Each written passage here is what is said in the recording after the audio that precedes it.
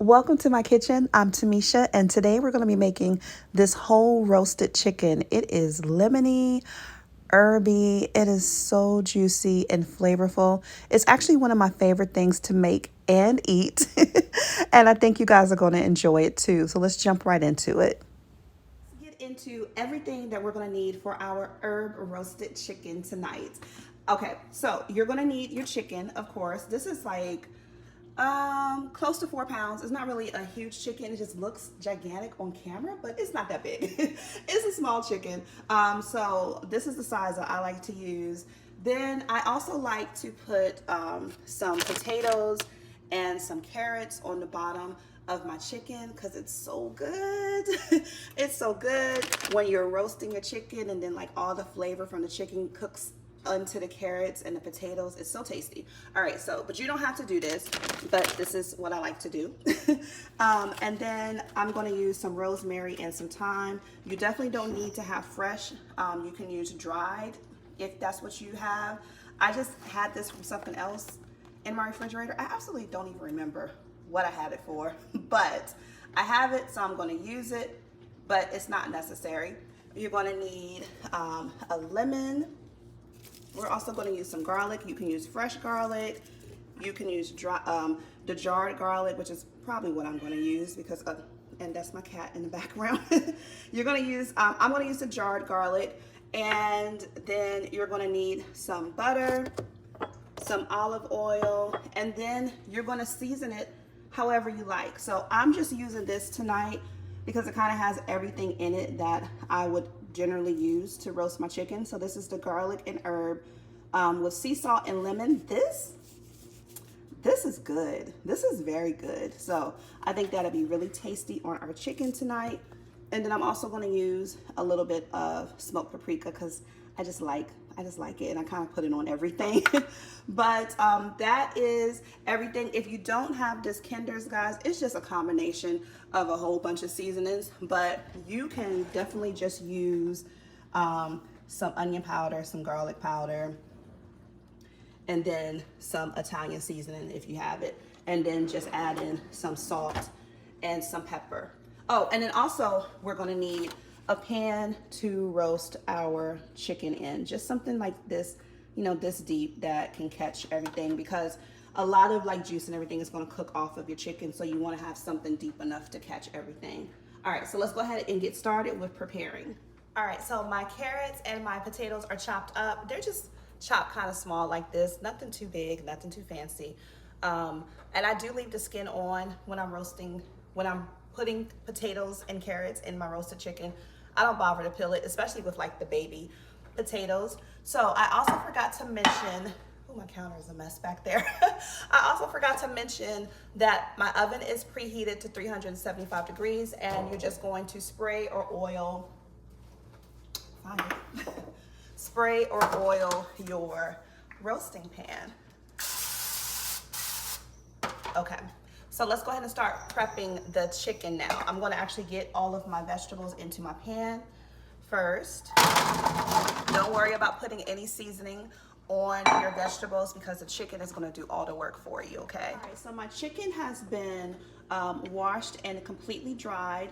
Most important with the chicken is you want to make sure that it is completely defrosted. If you had it in the freezer, make sure it's thawed out completely before you cook it, because you don't want to have an uneven cooking time, or you may have to cook it a little bit longer. So she is washed, she is dried. I am not debating on whether or not you should or should not clean your chicken. Do what you do. It's okay.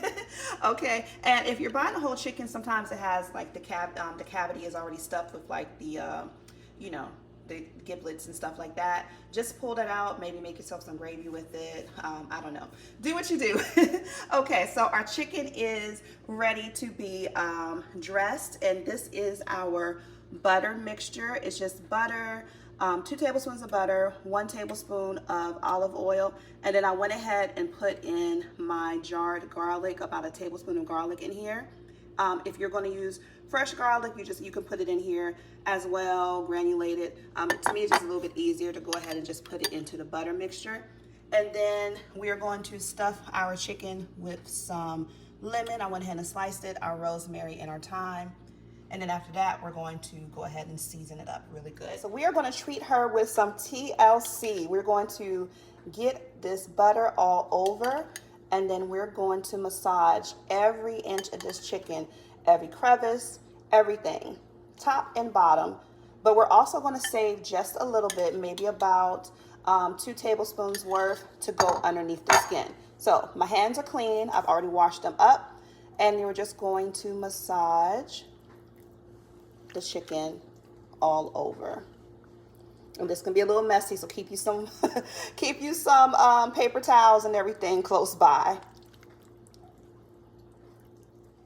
Our chicken is covered top to bottom. Every inch of the chicken is covered with our butter and oil and garlic mixture. So now what we want to do is we want to get some of that underneath our skin. So what you're going to have to do is right here at the breast, you can see, you can take your finger and just lift that up. And what you're going to do is spoon some of the butter underneath the skin and then massage it, kind of just push it all the way through. So you can do it on both sides, just lift it up and then put the butter in and then massage that into the breast, because you want your chicken breast to be nice and juicy and well seasoned and just tender. And this is the best way to get that in there for you. So just lift up the skin,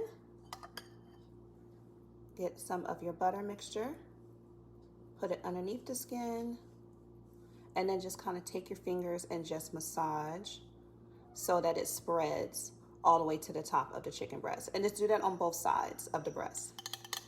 Okay, we're almost finished. The last side. And just push it through. All right, so she is massaged and well moisturized. Now it's time to go ahead and add the seasonings and the spices. Time to go ahead and season her up with whatever spices you're going to use. And you want to season the outside of the chicken as well as into the crevice as well. So you just kind of just lift it up and just get your seasonings in there. Because remember, we want a tasty chicken. Okay, we want a tasty chicken. We want to taste all the flavors all the way through. So season your skin and then also season inside of the crevice as well. Our chicken is in our pan, and I just set it right on top of the potatoes and the carrots. You don't have to use any type of rack or anything. I mean, if you don't want to, but this is how I do it, and it always comes out just fine. My chicken's a little wonky. She's a little wonky already. You could tie your legs if you want to do that. I'm not gonna do that either. Like, she's fine. Okay, she's gonna taste so good. And then now all we need to do is take our lemons, rosemary, and our thyme, and then stuff it into the cavity. So I'll go ahead and do that now. Right, so we have our cavity is stuffed. Our chicken is ready to go into the oven. I like to cover it the first half of cooking with some foil just to make sure that our chicken doesn't dry out. So we're gonna go ahead and I think is for chicken when I'm roasting it, I like to cook it for like maybe 20-25 minutes per pound. That's usually like the cooking time. So this chicken is almost 4 pounds, so I'm gonna let it go for like maybe an hour and 20 minutes, hour and a half. So we'll keep the foil on for the first hour, and then the rest of the cooking time, we'll take it off so that our chicken can brown up and our skin can get nice and crispy. Okay, so it's been an hour, so I'm gonna go ahead, when I find my oven, go ahead and take my chicken out and take the foil off and then put it back in for another half an hour or so. But let me tell you something. If you want your house to smell amazing, roast the chicken, okay?